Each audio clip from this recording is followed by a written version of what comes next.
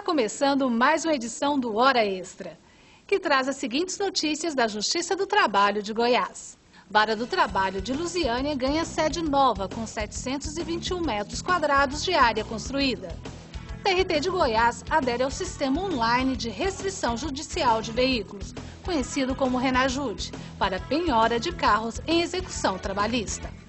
No quadro de entrevistas, o desembargador Saulo Emídio dos Santos faz uma análise do que realmente mudou com a ampliação da competência da Justiça do Trabalho. A Vara do Trabalho de Lusiânia está de casa nova. Agora, a unidade judiciária está funcionando no prédio de 721 metros quadrados de área construída e foi dotado de instalações e equipamentos modernos. Conheça também um pouco da história de Lusiânia, uma das cidades mais antigas do estado de Goiás. A cidade de Lusiânia completará 263 anos de fundação no mês de dezembro. É uma das mais antigas cidades do estado de Goiás e surgiu em 1746, quando os bandeirantes iniciaram intensa atividade de exploração do ouro nos rios da região. No início, o pequeno povoado recebeu o nome de Santa Luzia. Somente em 1943 ganharia o nome definitivo de Lusiânia. No final da década de 50, o município cedeu grande parte de seu território para a construção da nova capital do país. Lusiânia está a cerca de 60 quilômetros de Brasília e cresceu com a chegada dos candangos. Hoje tem 200 mil habitantes e grande parte dos moradores depende do Distrito Federal para trabalhar, estudar e fazer compras. Mas Lusiânia também é considerada uma cidade polo do entorno de Brasília. A principal atividade econômica da região vem do campo, principalmente da produção de grãos, com destaque para a soja, e do processamento dos produtos da pecuária. Estão instaladas na cidade indústrias de alimentos como a Bunge e o frigorífico Friboi. O comércio local é movimentado por lojas de diversos ramos, supermercados e rede bancária. É nesse contexto que está inserida a Vara do Trabalho de Lusiânia. A Justiça do Trabalho, instalada na cidade desde 1992, acompanhou o desenvolvimento socioeconômico da região e hoje recebe nova e ampla sede para atender a crescente demanda processual. O terreno para a construção da nova sede foi doado pela Prefeitura Municipal de Lusiânia e tem área de 3.179 metros quadrados. A obra foi construída com orçamento da União, num custo total de R$ 773 mil. A cerimônia de inauguração contou com a participação de grande número de autoridades, entre elas o prefeito em exercício de Lusiânia, Hélio Roriz, o procurador-geral do estado, Norival Santomé, e o presidente da subseção da OAB da cidade, o advogado Francisco Carlos Dantas. O juiz titular da Vara de Lusiânia contou que está realizando esforços para o julgamento rápido das ações trabalhistas. A realidade dos prazos processuais da Vara de Lusiânia hoje é excelente, está entre as melhores da 18ª região. Para se ter uma ideia, o prazo do sumaríssimo do protocolo inicial até a sentença, no âmbito estatística, foi de cerca de 20 dias. No rito ordinário, cerca de 50 dias, né? Está dentro, até abaixo da meta traçada pelo tribunal, em termos de prazos. A nova sede trouxe que benefícios para a jurisdição? Trouxe vários benefícios, né? O conforto para os jurisdicionados, a comodidade para todos aqueles que se dirigem até essa justiça especializada, com relação também ao trabalho dos servidores, vai proporcionar uma qualidade, né, nessa prestação de serviços, né, que é esperada por todos. Então é radical a mudança, né, eu acho que está dentro do padrão de qualidade que o Tribunal da 18ª região quer implementar para os seus trabalhos. O prefeito lembrou que a presença da Justiça do Trabalho ajuda a harmonizar as relações entre o capital e o trabalho. Olha, eu acho que o papel que ela desempenhou aqui foi relevante, trazendo harmonia entre duas classes de empregado e empregador. E ela trouxe uma paz social, uma tranquilidade para o trabalho e para as próprias empresas, de maneira que nós temos muito a enaltecer a atuação da Justiça do Trabalho aqui nessa cidade. Um acordo firmado no final de agosto entre o Conselho Nacional de Justiça, o Tribunal Superior do Trabalho e os Ministérios das Cidades e da Justiça permitirá aos juízes do trabalho de todo o país realizar a penhora online de veículos para o pagamento de dívidas trabalhistas. É o Sistema Online de Restrição Judicial de Veículos, denominado Renajude. Pelo sistema, os juízes poderão, em tempo real, consultar a base de dados sobre veículos e proprietários do Registro Nacional de Veículos, RENAVAM, e inserir restrições judiciais de transferência, licenciamento e circulação, além de registrar penhoras sobre os veículos do devedor, que se recusa a quitar o débito perante a Justiça do Trabalho. No TRT de Goiás, a medida já vigora há 7 anos, com a possibilidade de bloqueio de transferência e restrição de relicenciamento. De acordo com o presidente do TRT, Elvésio Moura dos Santos, o convênio nacional amplia a possibilidade de restrição, podendo a Justiça fazer a busca de veículos em todo o país. Se compararmos com o convênio que existe desde 2001, desde setembro de 2001, entre o TRT de Goiás e o DETRAN de Goiás, nós temos como novidade a abrangência. O nosso convênio, o convênio local, como não poderia ser diferente, abrange os veículos cadastrados aqui no estado de Goiás. Mas o nível de restrições, tanto num quanto no outro, ele não difere muito. Nós podemos, desde 2001, efetivar restrição quanto à transferência, restrição quanto ao relicenciamento do veículo e também podemos efetivar a penhora por meio eletrônico. Em comparação com esse convênio do RENAJUDE, ele é mais abrangente. Aí está a primeira diferença. A abrangência é nacional. Nós podemos fazer restrição em veículos em qualquer parte do território nacional. A outra novidade é a possibilidade agora de restrição de circulação do veículo. Mesmo aqueles veículos comprados no sistema leasing vão poder ser atingidos com esse convênio? Sim, porque se você hoje faz a restrição de um veículo que está alienado, que foi adquirido mediante leasing, de fato o proprietário desse veículo não é aquele que detém o seu uso. O proprietário, a proprietária, é a financeira que assinou o contrato de leasing com esse devedor que faz o uso diário daquele veículo. Mas o gravame de circulação vai sim afetar o seu dia a dia, porque ele quer um veículo, ele financiou um veículo para poder se locomover, para ir para o trabalho, para passear, enfim, para circular. Se ele ficasse acomodado, avaliando que ele não podia sofrer nenhum tipo de restrição ao uso do veículo, agora ele não vai poder mais fazer isso. Ele vai estar com o seu veículo sendo tirado de circulação. Se o juiz determinar o bloqueio total, o efeito prático do uso do veículo é o mesmo de um veículo roubado, por exemplo. Ele não pode circular. O juiz pode determinar que o veículo seja retirado de circulação. No dia 15 de setembro, a Sociedade Goiana e a Justiça do Trabalho da 18ª Região foram pegas de surpresa com a despedida prematura da desembargadora Yalba Luza Guimarães de Melo, ex-presidente do TRT de Goiás. A desembargadora foi acometida por um ataque cardíaco e morreu aos 61 anos de idade.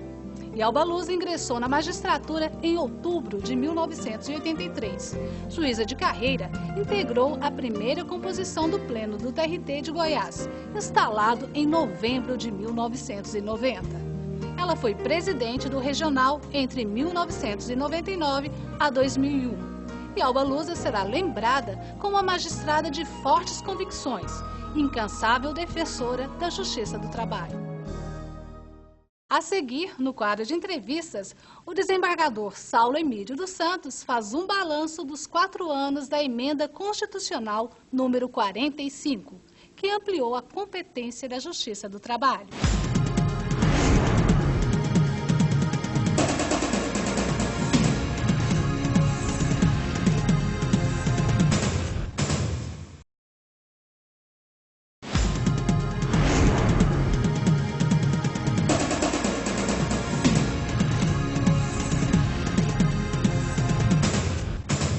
Quando a Emenda Constitucional número 45 foi aprovada, houve uma grande expectativa quanto ao alcance que a ampliação da competência da Justiça do Trabalho teria.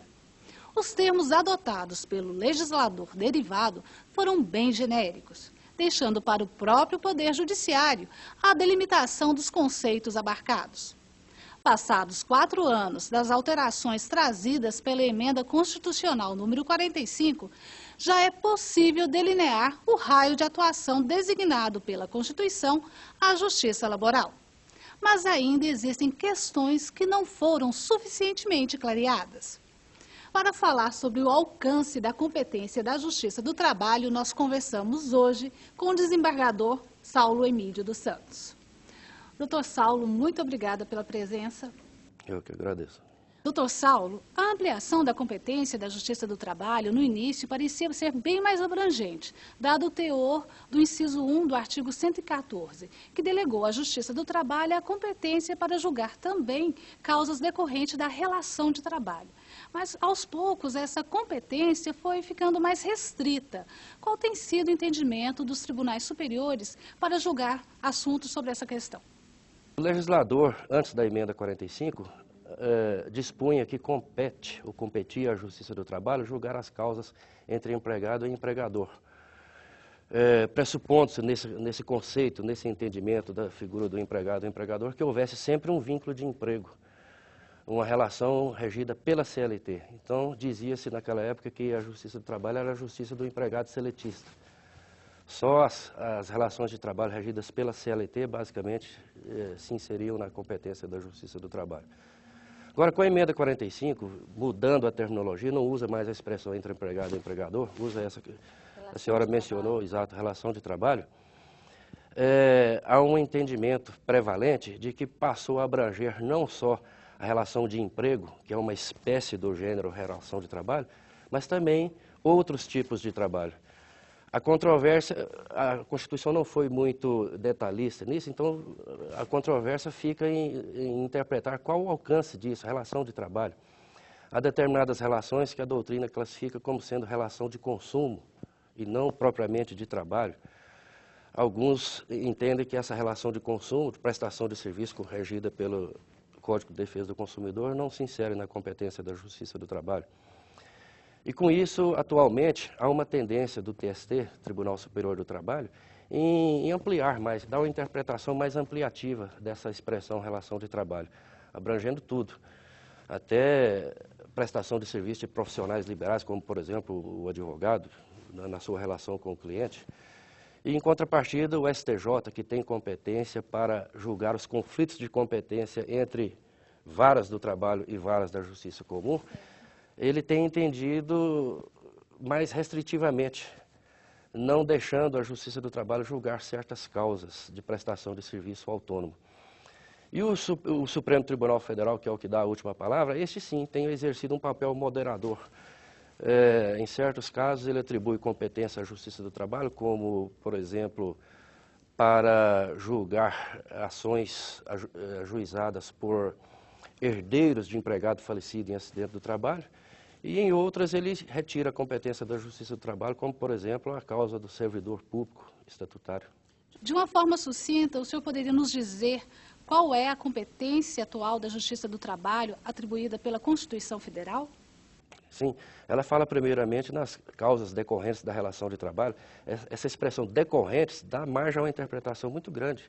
Ela fala nas causas decorrentes do exercício do direito de greve, nas causas decorrentes da aplicação de multas pela Delegacia Regional do Trabalho, tanto para a execução, cobrança dessas multas, quanto para apreciar as impugnações que as empresas multadas fazem com relação a isso. As causas intersindicais decorrentes da representação sindical e outras. Quando o legislador aprovou a ampliação da competência, parecia que a vontade dele era que as causas decorrentes da relação de trabalho do servidor público também passassem a ser apreciadas pela Justiça do Trabalho, mas isso não aconteceu. Por quê? É interessante esse caso, porque o texto constitucional, até antes da emenda 45, reforçado com ela, ele diz literalmente que compete à Justiça do Trabalho julgar as causas decorrentes das relações de trabalho, abrangidos os entes de direito público, interno, externo, União, Estados, municípios, etc. O texto constitucional não faz distinção entre relação estatutária de direito administrativo ou relação contratual trabalhista. O Supremo Tribunal Federal, no seu papel político de interpretar a Constituição da forma que seja a mais conveniente, a melhor possível para a sociedade, houve por bem entender, pacificar o entendimento de que servidor público não está sujeito à jurisdição trabalhista, a não ser aquele que seja formalmente contratado com carteira assinada sob o regime da CLT. Só que isso na prática não acontece. Prepondera no serviço público a admissão, a nomeação, a posse, pelo regime estatutário. Então, esse servidor estatutário, segundo o Supremo Tribunal Federal, tem as suas causas julgadas pela Justiça Comum. Doutor Saulo, a definição do que é relação de trabalho e do que é relação de consumo, dado o relacionamento cliente-fornecedor, muitas vezes se confundem. Como é possível ter claras essas duas definições para fins de atribuição de competência? Infelizmente, para o cidadão, o usuário da justiça, essa matéria não está pacificada. Há dois critérios. Há um primeiro, que eu penso que seja o correto, de uma interpretação mais ampliativa, mais abrangente, para alcançar todas as relações de trabalho, desde que o prestador de serviço seja pessoa física e esteja atuando, trabalhando pessoalmente, não em nível empresarial, com estrutura empresarial. Isso aí alcançaria desde o mais humilde trabalhador braçal até o mais qualificado profissional liberal, intelectualizado, tecnicamente especializado, como engenheiro, médico, advogado, etc. Isso aí independentemente de haver contrato regido pela CLT, não, alcançando inclusive o trabalhador profissional autônomo, desde que preste um serviço pessoalmente. O segundo critério, que se baseia nas relações de consumo, ele separa o trabalho pessoal pessoa tida como hipossuficiente, que não tem estrutura empresarial, separa do trabalhador intelectualizado, o trabalhador tecnicamente especializado. Segundo esse critério, o prestador de serviço intelectualizado, ainda que seja pessoa física, ele presta um serviço a um cliente, serviço esse regido pelo Código do Consumidor e, como tal, seria da competência da Justiça Comum. Certo. Nós vamos para um rápido intervalo e voltamos já já, hoje falando sobre a ampliação da competência da Justiça do Trabalho.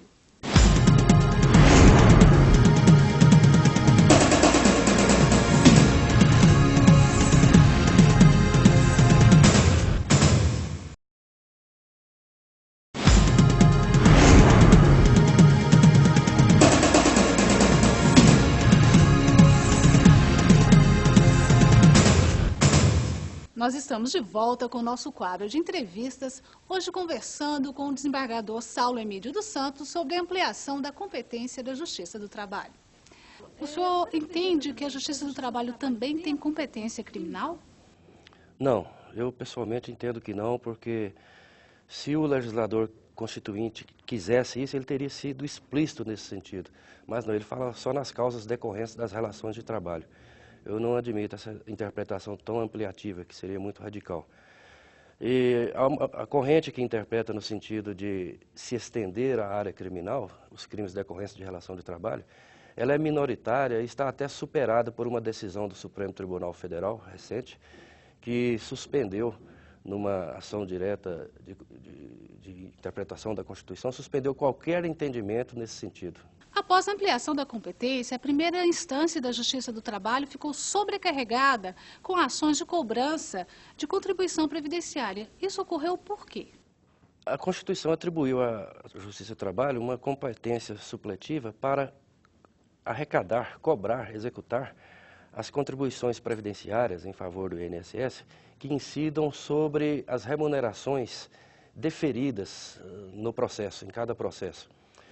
Houve até uma interpretação de que isso abrangeria, inclusive, as contribuições incidentes sobre os salários já pagos normalmente no decorrer daquela relação de trabalho, desde que esse vínculo de emprego tenha sido reconhecido na decisão judicial. No entanto, o Supremo Tribunal Federal, recentemente, entendeu de uma forma mais restrita, no sentido de que não é sobre todo o vínculo de emprego desenvolvido e praticado entre as partes, mas sim exclusivamente sobre aqueles salários que sejam objeto de condenação no processo ou de acordo entre as partes. Agora, na prática, a cada processo na Justiça do Trabalho em que haja uma condenação numa verba salarial, corresponderá uma execução previdenciária. Inclusive, sem manifestação nenhuma do INSS, é possível o juiz do trabalho proceder a essa execução de iniciativa própria. A Justiça do Trabalho tem arrecadado atualmente para o INSS, como eu disse no início, cerca de contribuição previdenciária, cerca de R$ 1.400.000. Imposto de renda para a União, R$ 1.400.000 por aí, no total de 3 milhões. Agora, a ampliação da competência da Justiça do Trabalho gerou um acréscimo de causas em torno de mais ou menos, eu fiz as contas antes de vir para cá, de 77%. Antes da emenda, a Justiça do Trabalho em Goiás recebia cerca de 36 mil processos. Hoje está recebendo 62 mil. Mesmo com todas as controvérsias, pulou de 36 mil para 62 mil causas por ano só em Goiás, causas trabalhistas. E dessas causas todas, aquelas que são julgadas improcedentes não geram execução previdenciária, mas as que são julgadas procedentes geralmente geram sim. Então, são sempre duas causas paralelas tramitando sob a batuta do juiz do trabalho, uma trabalhista e uma previdenciária. Doutor Saulo, voltando para as questões práticas da aplicação da norma ao caso concreto, a quem compete julgar os litígios decorrentes da prestação do serviço do trabalho voluntário ou mesmo do estagiário? O estagiário presta um serviço, o cooperado presta um serviço, o encanador que vai na sua casa tirar um vazamento está prestando um serviço. Essas causas todas são da competência da Justiça do Trabalho. Em algumas delas, há casos, por exemplo, do estagiário, em que ele não se conformando com aquela condição de estagiário, ele quer que seja reconhecido na relação dele com a empresa onde ele atuou, um vínculo de emprego. Nessa situação, com maior razão, a competência é da Justiça do Trabalho, só ela pode declarar se há ou não vínculo de emprego. Doutor Saulo, para julgar esses novos tipos de ações, foi necessária a alteração do rito adotado pela Justiça do Trabalho? As alterações, as adaptações foram muito poucas. Procurou-se de uma forma pacífica, unânime, até mesmo com respaldo numa instrução normativa do TST, Tribunal Superior do Trabalho, que dispôs nesse sentido, adotar-se sempre o rito tradicional trabalhista, inclusive com audiência, com tentativa de conciliação e tal. Agora, alguns procedimentos peculiares, foi necessário que se fizesse uma adaptação. Um exemplo, o mandado de segurança contra um ato do delegado regional do trabalho que aplica uma multa a uma empresa. Essa causa hoje é da competência da vara do trabalho, que antes não julgava mandado de segurança de jeito nenhum. Pequenas adaptações ditadas pelas peculiaridades do tipo de causa, mas muito pouco. Prepondera, no geral, o rito trabalhista tradicional. O senhor comentou que houve um grande aumento, um expressivo aumento do número de ações em decorrência da ampliação da competência. E a Justiça do Trabalho, ela está conseguindo atender bem o jurisdicionado? É necessária alguma alteração na estrutura física da Justiça do Trabalho? A Justiça do Trabalho está atendendo, sim, porém no limite, está perto do colapso. Uma necessidade óbvia que resulta disso é a ampliação da Justiça do Trabalho. Estrutura física, estrutura de recursos humanos, ampliação... Criação de varas? Criação de varas, ampliação do quadro de servidores, ampliação dos tribunais. Só que tudo isso depende de lei passada no Congresso Nacional. Criar cargos, criar órgãos só por lei passada no Congresso Nacional. Então, seria necessária uma vontade política do legislador nesse sentido. Doutor Saulo, muito obrigada pela sua presença. Infelizmente, nosso tempo acabou. Eu agradeço mais uma vez. Eu que agradeço a oportunidade. Chega ao fim mais uma edição do Hora Extra. Muito obrigada pela sua atenção. Nos vemos na próxima edição.